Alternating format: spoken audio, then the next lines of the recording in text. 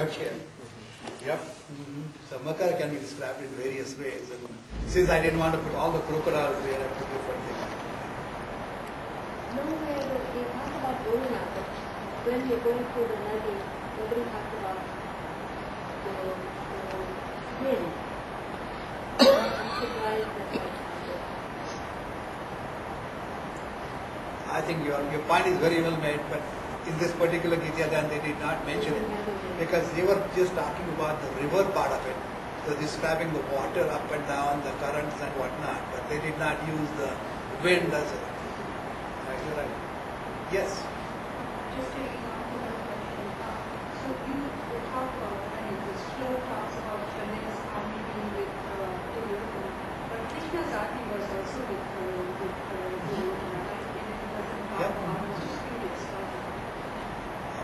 I missed the last point. Krishna's army was also with Duryodhana. Right. And that particular shloka talks about everybody else but Krishna's army, and I'm just curious why not. Okay, the reason for that, very good question. The question. No, the question is basically, I commented about Shalya's heart being with Pandavas, though he was a charioteer of Karna, one of the greatest charioteer of his time. The similar situation existed with Shri Krishna's army. Shri Krishna was the charioteer for Arjuna, though Yadava's army was with Duryodhana. But Yadava's army coming from Kutch and Palghar area was not as big in number as compared to the Jayadratha's army. So even though the river contains streams coming from different mountains and making the complete water flow, the biggest army was Jayadratha. So that's why obviously they can't mention all the 35 great characters in the Gita, but they have become Jayadratha as the main supplier of the foot soldiers. Yes? Krishna was Arjuna's charioteer Yeah. because of the story where Arjuna was. Right. Even though his army was with Duryodhana. Right. And Krishna was selected to be the charioteer for the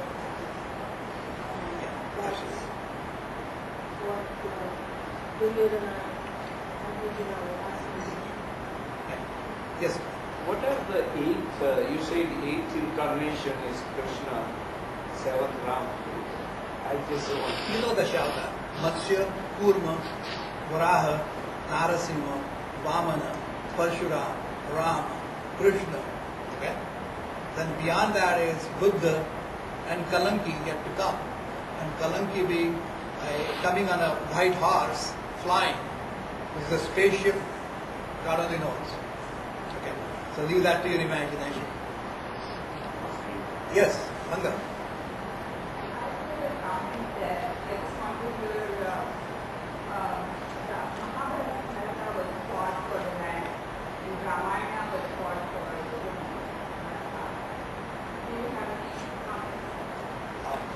Mangal is asking about the background where they're fighting for the land in the case of Mahabharata and woman in the for Ramayana. When I lay down the background for Mahabharata in the next session, I'll lay it down. But to make a brief comment, regardless how you place it, Mangal, it is for morality and ethics and the principles. You understand what I mean? You can call it for the woman, you can call it for the material possession, but to establish the righteousness, dharma samsthapanarthaya sambhavami yuge yuge. So again, that's the basic principle. But when we lay down the foundation, we'll comment. Good question. Kubud, you were saying something? Yes, please. Yeah, going along the same line, one of the authors which I'm reading, he has described Krishna's life to be understood as a music rather than from logic, because we are more, human beings are more tuned to music, because music's connection is with ratios, so we call it rational rather than logical. And he has described Arjun Vishad Yoga is that war is our history and peace is our dream. So Arjun's Vishad Yoga is also that how can I find peace? So I thought I will share that with you. Good. I think the only thing is, to me, his most impressive because of the logic that he presents, and everyone can use his or own guna, karma to use in day-to-day life. Obviously, gentleman is probably profound in music, which is not the strongest suit in my personal life, so I can understand. But one thing which I want to make a comment about, even though it is war, it has been totally misunderstood that that's the main theme of this particular subject matter. And that's absolutely not. So any commentator talks about war as a main theme and that peace is a dream, is still in the dream world. I'm not read the books, so I don't know the details of it, but I'm telling you, what I'm talking about, it is not something I'm going to give a recipe, it's a sadhya recipe. I'm giving you the siddha. You'll be able to appreciate it, realize it, acknowledge it, recognize it, and hopefully practice it when you stay from A to Z. That brings my next question, Dr. Sawant. You mentioned about seeing God in your patient. So I am a businessman. So how do I see God in my customer when I want to benefit from it? Very good question. The question is, I'm a physician, so it seems reasonable in his mind as he's asking the question that to see the God in patient is very easy to serve. But as a businessman, how can I see into a customer as God? To me, I see no contradictions at all. You being a businessman, you have to make your livelihood.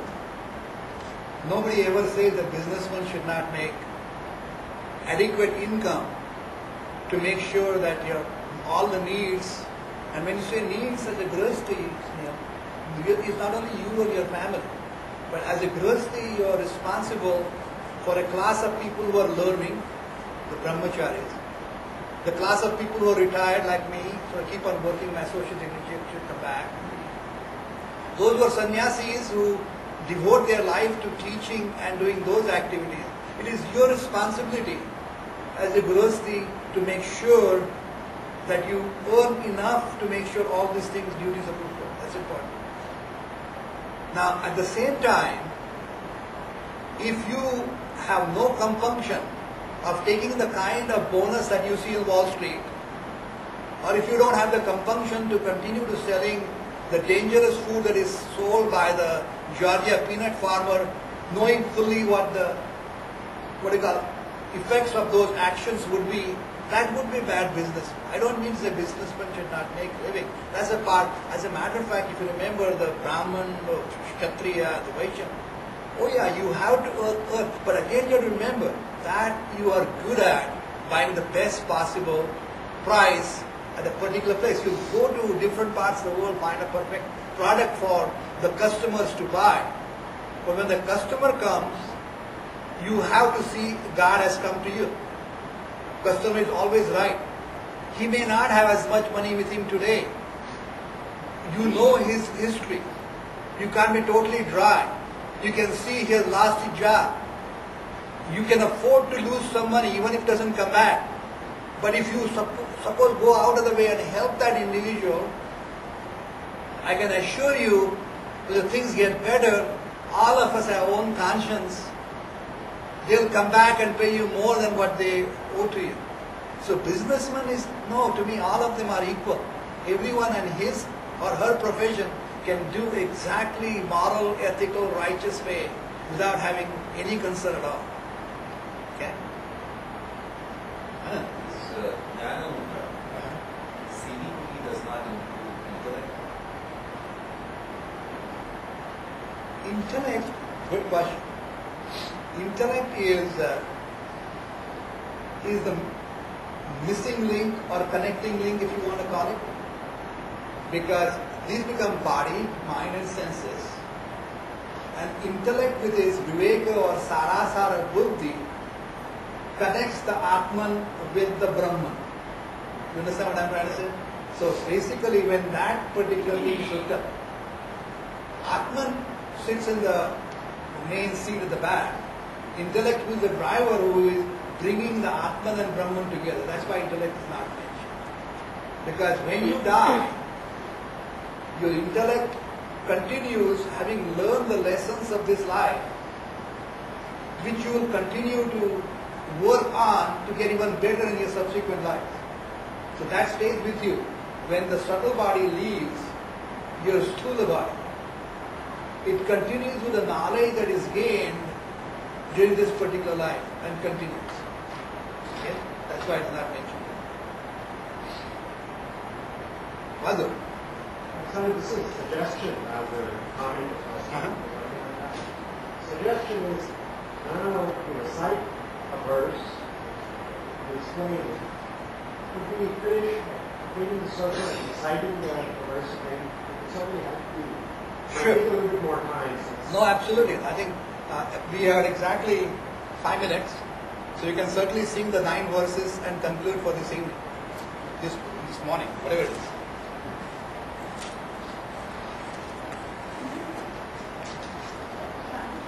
Yes.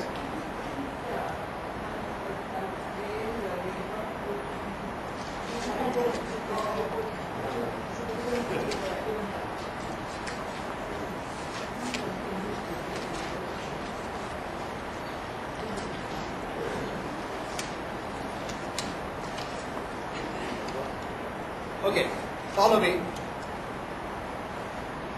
Start with Krishna. पार्थाय प्रतिबोधितां भगवता नारायणेन स्वयं व्यासेन ग्रथितां पुराणमुनिना मध्ये महाभारतम् अद्वैतामृतवर्षिणीं भगवतीं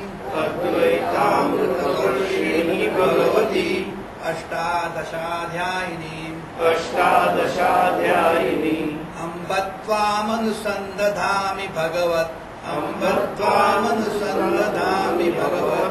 गीते भवद्वेषिणीं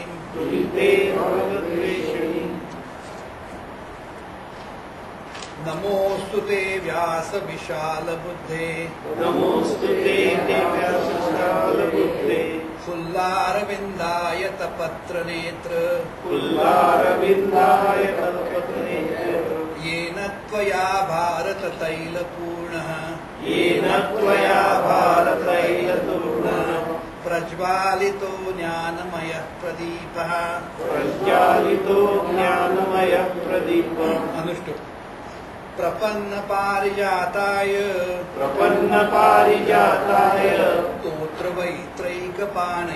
स्तोत्रवैत्रैकपाणये ज्ञानमुद्राय कृष्णाय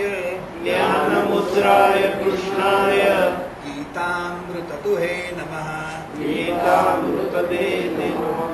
सर्वोपनिषदो गावो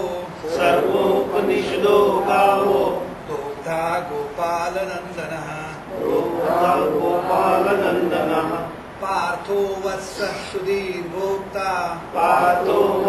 सुधीर्भोक्ता दुग्धं गीतामृतं महत् वसुदेवसुतं देवं कंसचाणूरमर्दनम् देवकी परमानन्दम् कृष्णं वन्दे जगद्गुरुम् दृष्टो भीष्मद्रोण तथा जयद्रथजला गान्धारनीलोत्पला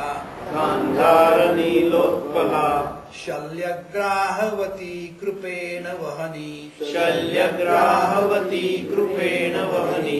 कर्णेन वेलाकुला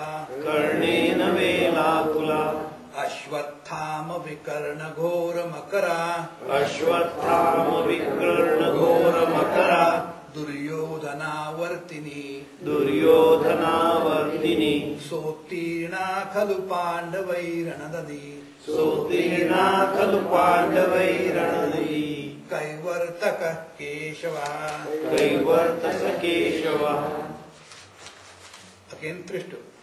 पाराशर्यवचः सरोजममलम् पाराशर्यवचः सरोजममलम् गीतार्थगन्धोत्कटम् गीतार्थगन्धोत्कटम् नानाख्यानककेसरम् हरिकथा नानाख्यानकेसरम् हरिकथा सम्बोधना बोधितम् सम्बोधना बोधितम् लोके सज्जन षट्पदैरहरहै लोके सज्जन षट्पदैरहरहै पेपीयमानम् मुदा पेपीयमानम् मुदा भूयात् भारत पंकजम् कलिमल भूयात् भारत पंकजम् कलिमल प्रध्वंसि न श्रेयते।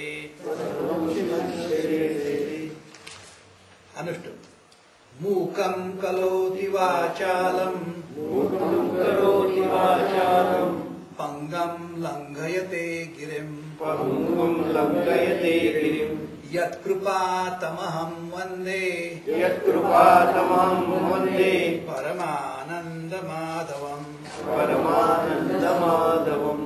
दृष्टु यं ब्रह्मा वरुणेन्द्र रुद्रमरुत य ब्रह्मा वरुणेन्द्ररुद्रमरुत स्तुन्वन्ति दिव्यैस्तवैः शृण्वन्ति दिव्यैस्तवैः वेदैः साङ्गपदक्रमोपनिषदैः वैदैः साङ्गपदक्रमोपनिषदैः गायन्ति संसामगा गायन्ति संसामगा ध्यानावस्थित तद्गतेन मनसा ध्यानावस्थित तद्गतेन मनसा पश्यन्ति यं योगिनो पश्यन्ति यं योगिनो यस्यान्तं न विदुःसुरासुरगणा यस्यान्तं न विदुःसुरासुरगणा देवाय तस्मै नमः।